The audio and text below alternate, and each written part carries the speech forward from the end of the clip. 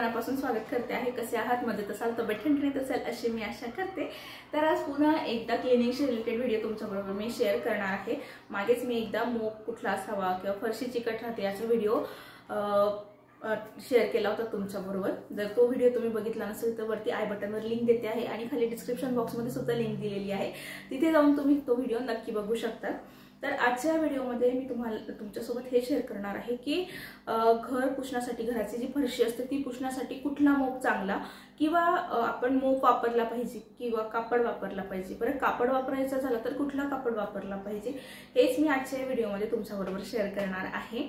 पण व्हिडिओमध्ये पुढे जाण्याआधी जर तुम्ही चॅनलवर पहिल्यांदाच माझा व्हिडिओ बघत असाल तर आठवणीने चॅनल सबस्क्राइब करा आणि नोटिफिकेशनची घंटी पण दाबा, म्हणजे येणारे पुढचे व्हिडिओ देखील तुम्ही मिस नाही करणार। नोटिफिकेशन मिळालं की लगेच तुम्ही व्हिडिओ बघू शकाल।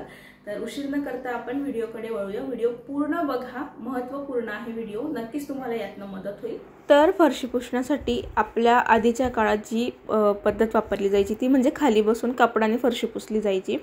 त्याचे खूप सारे फायदे आहेत बायकांसाठी म्हणा तर, की एक तर हेल्थसाठी पण आहे, तेही पुढे सांगते। आणि खाली बसून फरशी पुसल्यामुळे काय होतं, फरशी अजून जास्त चकचकीत दिसायला लागते। आधीच्या काळात काही अशा मार्बलच्या पांढऱ्या टाईल्स नव्हत्या, पण तरी ज्या काही टाईल्स होत्या आधी तर त्याच्या आधी तर फरशी पण नव्हती, सारवणंच असायचं शेणाने वगैरे। पण जसजशी सुधारणा झाली तसं फरशी वगैरे यायला लागले। मग आपल्या आजी वगैरे त्या असं आई वगैरे पण हातानेच फरशी पुसायच्या। आता कुठे मोपचा आणि त्याचा ट्रेंड आलेला आहे काही वर्षांपूर्वी। तर खाली बसून फरशी पुसल्यामुळे काय होतं, जे एकदम घट्ट डाग असतात ना ते खूप लवकर निघतात। काही बारीक सारीक डाग लागलेले असतील, उभे पुसल्यामुळे ते डाग निघत नाही, किती मोप फिरवा खूप जोर देऊन। पण हाताने कसं एक दोन वेळेस जोर देऊन पुसले की लगेच ते डाग निघून जातात आणि आपल्याला कळतं की कुठे डाग असे घट्ट बसलेले आहेत वगैरे। आणि काना कोपरा एकदम व्यवस्थित स्वच्छ होतो जर आपण खाली बसून हाताने फरशी पुसली तर। आणि हेल्थचा फायदा म्हणाल तर एक योगा टीचर म्हणून मी इथे हे सांगेल की जर आपण खाली बसून फरशी पुसतो ना तर पोटातल्या ग्रंथी असतात आपल्या पोटाच्या, तर त्या लवचिक होतात, तिथले स्नायू लवचिक होतात आणि पोटावरची चरबीसुद्धा कमी व्हायला मदत होते। तसंच आपल्या पाठीचा कणासुद्धा लवचिक होतो आणि त्यामुळे कमर नाही दुखत। नाही तर आता उभे जरी आपण पुसायला गेलं तर तिशीतच कितीतरी महिला आहेत की ज्यांना कमरदुखी आहे। आणि बेली फॅट तर आता कॉमन झालेलं आहे की आफ्टर डिलिव्हरी भरपूर जणींना बेली फॅट असतं, फक्त काही बोटांवर मोजण्या इतक्या ज्या आहेत की ज्यांना बेली फॅट नाही आहे। तसंच आता मी जसं की आधी सांगितलं की कानाकोपरा आपण एकदम व्यवस्थित पुसू शकतो। तर इथे बघा, टेबलाखाली रोज टेबल सरकवणं शक्य नाही, त्यामुळे कसं खाली वाकून टेबलाखाली हात घालून अगदी व्यवस्थित मी हे पुसू शकते, ठीक आहे। पण टेबलामध्ये अंतर आहे म्हणून माझा हात जातोय, पण बाकीच्या वस्तूंखाली आपण हात नाही पोहोचवू शकत, तेही मी पुढे सांगितलेलं आहे। त्यामुळे व्हिडिओ कंटिन्यू बघा तुम्ही। आणि कापडाने पुसल्याचा एक फायदा असा की कापड अगदी आपण व्यवस्थित पिळून घेऊ शकतो बादलीतनं। तर कुठला कापड वापरावा तेही सांगते। तर तुम्ही कॉटनचं पेटीकोट वगैरे असतात त्याचे घरगुती कापड वापरू शकतात, किंवा आपल्या नवऱ्याचं भावाचं वगैरे टी शर्ट असतं ते, किंवा बनियान असतात, असे कापड तुम्ही पुसण्यासाठी घेऊ शकतात। किंवा आता हल्ली असे मार्केटमध्ये कापड आलेले आहेत, मी हेच कापड यूज करते, डीमार्टला वगैरे कुठेही मिळून जाईल। मी एका साध्या सुपर शॉपीतनं हे कापड आणलेले आहे। तर 49ला हे 2 मिळाले, 1 रुपया काय कमी होता मला कळलं नाही। तर एकदम छान असतात, थोडेसे सुती टाईपमध्ये आहेत हे कापड। आणि खरंच याच्याने ना फरशी एकदम छान पुसली जाते, अजिबात थर राहत नाही। आणि म्हणजे मोठा नाही आहे त्याच्यामुळे काय होतं, पिळायला जड जात नाही। जनरली काय होऊन जातं, जर मोठा कापड असेल जाडसर, आता टर्किशचा टॉवेल वगैरे पण भरपूर बायका त्याच्याने फरशी पुसतात, पण मग त्या काय होतं, हाताने व्यवस्थित पिळलं नाही जात। जुनं टॉवेल घेतात आणि त्याच्यानेच फरशी पुसायचा उपयोग करतात बायका। तर ते व्यवस्थित पिळलं नाही गेलं ना तर मग प्रॉब्लेम होतो। तर तसं तुम्ही कापड घेऊ शकतात मार्केटमधनं। तर हे झाले कापडाचे फायदे, कापडाने घर पुसण्याचे फायदे आणि तोटे। नंतर आता मोप, आता 2 प्रकारचे मोप अवेलेबल आहेत सध्या, मला तरी 2 माहिती आहे। जर अजून काही असेल तर मला नक्की कमेंट करून सांगा तुम्ही। तर बकेट विथ मोप असं आहे हे। हा मोप आधीच्या व्हिडिओमध्ये मी दाखवलेला आहे। भली मोठी याची जी दांडी असते ती मागची दांडी असते, आणि याचे जे धागे आहेत ते थोडेसे कॉटन मिक्स असतात, प्युअर कॉटन नसतात। याचा काय ड्रॉबॅक आहे, कॉटन मिक्स असल्यामुळे ना थोडेसे थर याचे राहून जातात। जे थर आपण कॉटनच्या कापडाने पुसतो, जे थर नाही दिसत ना तर याच्यामुळे ते थर दिसू शकतात. आतून काही असा असतो हा मोप दिसायला. आता प्रत्येकीच्या घरात आहे, पण ज्यांच्याकडे नसेल त्यांच्यासाठी सांगते आहे.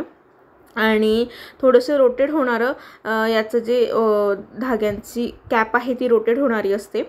आणि एक बटन दिलेलं असतं, ते बटन ओपन केलं की जो दांडा असतो तो फ्लेक्झिबल असतो, म्हणजे खालीवर होतो तो, म्हणजे आपण बकेटमधल्या पाण्यात ते भिजवू शकतो. आणि साईडलाच फॅन दिलेला आहे, तर त्या फॅनमध्ये आपण ते पिळू शकतो. म्हणजे आपले पिळण्याचे इथे कष्ट वाचतात. जो कापड आपण आधी बघितलं ना की हाताने पिळावा लागतो, भिजवायला लागतो, याच्यात आपले हात नाही भरत.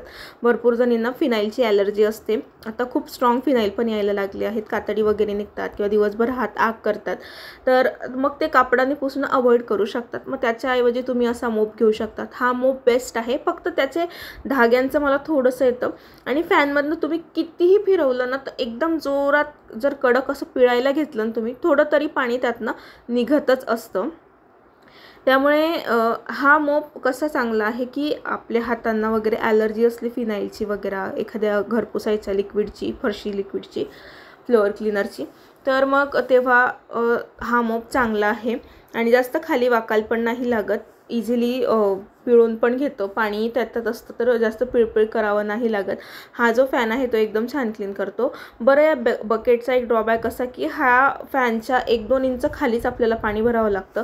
फुल पाणी नाही घेता येत. मग त्यामुळे बऱ्याचदा काय होतं, पाणी थोडं कमी असल्यामुळे ते पाणी 2 वेळेस तरी बदलवायला लागतं. जर घर मोठं असेल तर, छोटं असेल तर काही हरकत नाही. हवं तेवढं जास्त प्रमाणात याच्यात पाणी बसत नाही. आणि जर आपण आपल्या घरच्या बकेटने कपडाने पुसलं तर आपण सारखं पाणी चेंज करू शकतो. तर एवढंच या बकेटचा ड्रॉबॅक आहे. नाहीतर ही बकेटही चांगली असते, म्हणजे मोप आणि बकेट सेपरेट असल्यामुळे दुसरी आपल्याला बकेट वगैरे काही घ्यावी लागत नाही घर पुसण्यासाठी, ती धुळीची पण होत नाही. आता हा जो मोप आहे त्याचे मी पुसून दाखवते. याआधीही पुसून दाखवलेला आहे. छान वगैरे क्लीन होतं. बारीक थर राहतो फक्त, ते व्यवस्थित पाणी पूर्ण निघालेलं नसल्यामुळे. तर सगळ्या कान्याकोपऱ्यातनं जे पुसायचं असतं ते पुसलं जातं. आता काही वस्तू असतात, आता स्टूल खाली तो जाणारा नाही, इवन कुठलाच मोप जाणार नाही. मी हात घालून जरी पुसायचं झालं तरी ते पुसलं जाणार नाही. स्टूल बाजूलाच सरकवावं लागेल मला. मोठे मोठे जे कोपरे असतात, आता किचन ओट्या खालचा, बेसिन खालचा जो कोपरा आहे तिथे पसारा नाहीच आहे माझ्या. बेसिनच्या खालचा जो कोपरा आहे, किचन ओट्याचं बेसिन माझं त्याच्या, तर तिथे अजिबातच हे नाही आहे. आत्ता तुम्ही बघू शकता की आता हा जो मोप आहे ना त्याचा एक ड्रॉबॅक असा, म्हणजे त्याचा तोटा असा आहे की तो फ्रीज खाली जातच नाही. फ्रीज खाली माझा हातही जाणार नाही, पण असंच चौकन आहे तर इकडनं तिकडनं हात टाकून मी ते व्यवस्थित पुसून शकते. पण हा जो मोप आहे तर तो जाणारच नाही.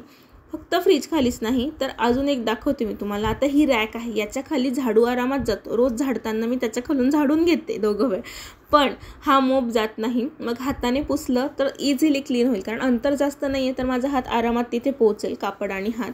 पण हा मोप जाणार नाही. जरी मी मोप हाताने ढकलायचा प्रयत्न केला तरी तो आतमध्ये जात नाही. हा एकच तोटा या मोपचा आहे, नाहीतर एकदम बेस्ट आहे. रोटेट होतो आणि त्याचबरोबर रोटेट झाल्यानंतर काना कोपरा अगदी छान व्यवस्थित स्वच्छ करतं. म्हणून तुम्ही हा मोप घेऊ शकतात. कारण कसं, ॲलर्जीचं मी सांगितलं की लिक्विडची ॲलर्जी असली तर तुम्ही घेऊ शकतात. त्याच्यानंतर कमरेला प्रॉब्लेम असला, नाहीच बसलं जात, किंवा थोडं एज आहे आफ्टर 50 वगैरेसाठी घरात नसेल कोणी करणारं, तर तुम्ही ही मोप बकेट घेऊ शकतात. क्लीन छान होतं, फक्त सुकायला थोडा वेळ लागतो. कारण कसं, ज्या मोपचे मी जे धागे दाखवले ना तुम्हाला, तर त्याच्यामध्ये थोडंसं पाणी असतं जे फक्त त्या फॅनने पूर्ण निघत नाही. 100% पाणी त्यातनं निघत नाही, 90% पाणी निघतं, बाकी 10% राहिलेलं असतं. त्याच्यामुळे याला थोडंसं सुकायला वेळ लागत असतो. पण बाकी घर एकदम छान क्लीन होतं. छान आहे हा मोप. पण मी गेले जवळजवळ 3 वर्ष झाले हा मोप वापरते आहे. याच्या आधी मी हातानेच फरशी पुसत होती. पण कधीतरी जर मला वाटलं की मोपमुळे खूप जास्त चिकटपणा राहतो किंवा घर जास्तच खराब झालं असेल, जसं गावाला गेले 8-1 दिवस त्याच्यानंतर मग खराब झालं असेल, तेव्हा तर घेऊ शकतात तुम्ही. त्याच्यानंतर हा एक मोप आहे, तर हा मला आवडतो जास्त प्रमाणामध्ये. तर का ते मी सांगते. याचे जे धागे मी दाखवले ते प्युअर कॉटनचे असतात, म्हणजे आधी कसं कॉटन मिक्स होते पण हे कॉटनचे असतात. आणि खूप याचा जो हँडल आहे ना याचं ते खूप मोठं आहे, दांडी त्याची खूप जास्त मोठी असते, त्याच्यामुळे आरामात हा ऐस पूर्ण घरामध्ये आपण फिरवू शकतो.